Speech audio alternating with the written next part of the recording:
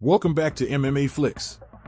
Today, we're breaking down the thrilling UFC 287 main event between Adesanya and Alex Pereira, which marked the fourth combat sports meeting between the two fighters. Although Pereira was leading the series 3-0, Adesanya came back with a vengeance, crushing Pereira with a second-round knockout to reclaim his UFC middleweight championship title.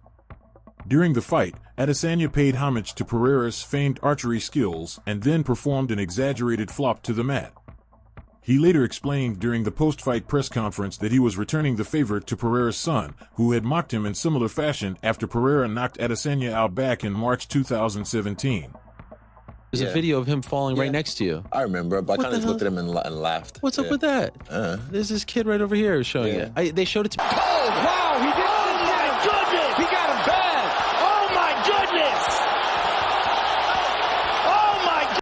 Adesanya, known for his pre- and post-fight theatrics, has a history of dramatic entrances and celebrations, including a group dance at UFC 243 and an homage to WWE legend The Undertaker at UFC 276. At UFC 253, he celebrated a knockout of Paulo Costa by pretending to hump him after the win. Despite their intense rivalry, Adesanya has the utmost respect for Pereira, whom he describes as a great champion and warrior.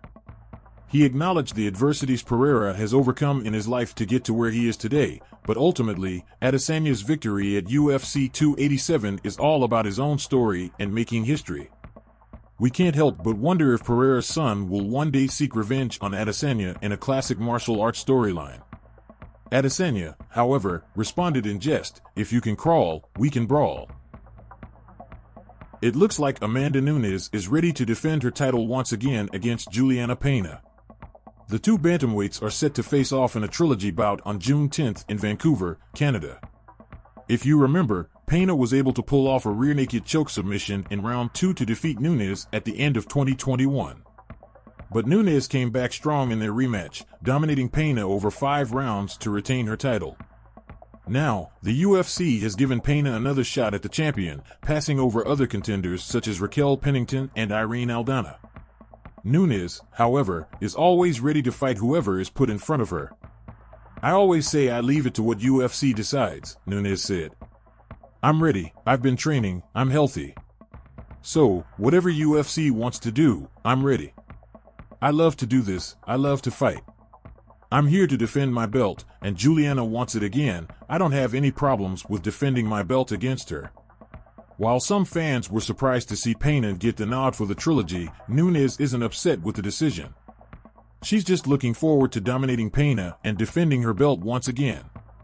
"Obviously, it's 5 rounds, I look forward to that," Nunes said. "It's gonna be domination. If I have the opportunity to finish her, I will this time finish her. Whatever happens, I'm gonna be the one who has their hand raised at the end of the night." Big news in the world of professional wrestling. Logan Paul, the social influencer turned boxer and wrestler, has signed a new multi-year deal to remain with World Wrestling Entertainment, WWE. Paul initially joined the organization back in 2022, on a 1-year deal for multiple events. He quickly made a name for himself, appearing at several major WWE pay-per-view cards and impressing fans and critics alike with his athleticism and adaptability. His new deal will keep him in the professional wrestling business as he continues to develop as a notable talent for the organization.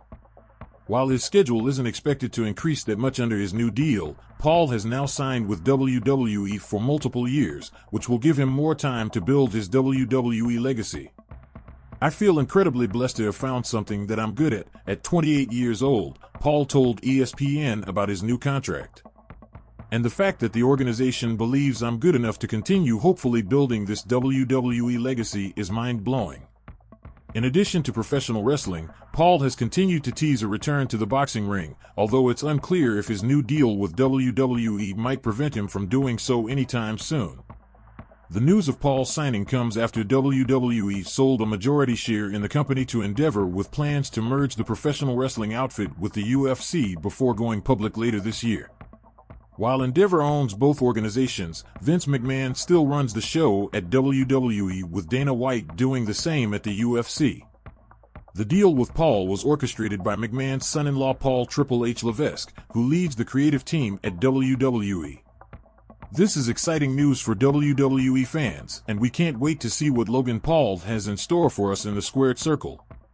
Thank you for watching this video on MMA Flicks. We hope you enjoyed the latest news on Logan Paul and his new multi-year deal with WWE, and all the exciting details about the upcoming bantamweight title trilogy between Amanda Nunes and Julianna Pena. If you haven't already, please consider subscribing to our channel to stay up to date on all the latest news, interviews, and highlights from the world of mixed martial arts. And if you have any thoughts or opinions on these topics, we'd love to hear from you in the comments section below. Thanks again for tuning in, and we'll see you in the next video.